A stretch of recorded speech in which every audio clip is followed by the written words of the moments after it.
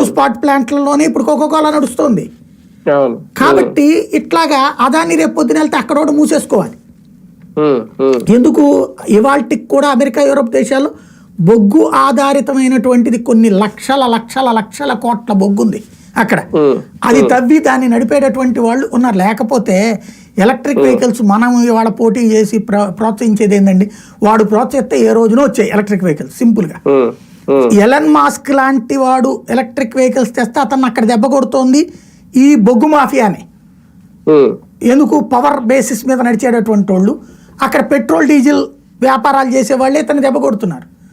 అట్లాంటిది అదాని మీద ఒక దెబ్బ వాళ్ళు వేస్తుంది. నిన్న $400 మిలియన్ ఎంతో లోన్ రావాలి అతనికి. కరెక్ట్గా ఆ టైంలో ఈ వార్తలు వేయడం వల్ల ఆగిపోయింది అతనికి ఇన్వెస్ట్మెంట్. బ్యాంకు లోన్స్ ఆపేసినాయి, విదేశీ బ్యాంకు లోన్స్. అదే వీళ్ళకి కావాల్సింది. వాళ్ళ ట్రాప్ లోకి మనం పడి మనకి జగన్ మీద ద్వేషంతోనో లేకపోతే మోడీ మీద ద్వేషంతోనో అదాని ఏదో ఏది బిన్ లాడెన్ లాగా చూపెడుతున్నాం మనం.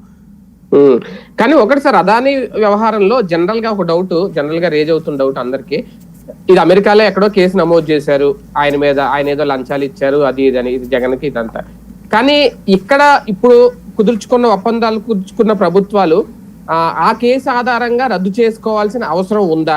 ఒక రకంగా కొన్ని చోట్ల రద్దు చేసుకుంటే అది ప్రస్తుత ప్రభుత్వాలకు కూడా నష్టం. అది ఎవరికి ఇవ్వాలి ఏంటి, ఆ ప్లేస్ లో అదాని లాంటి ఇంకొకటి ఎవడున్నాడు ఎవడొస్తాడు అనేది కూడా అవసరమా? ఇదంతా రద్దు చేసుకోవాల్సిన అవసరాలు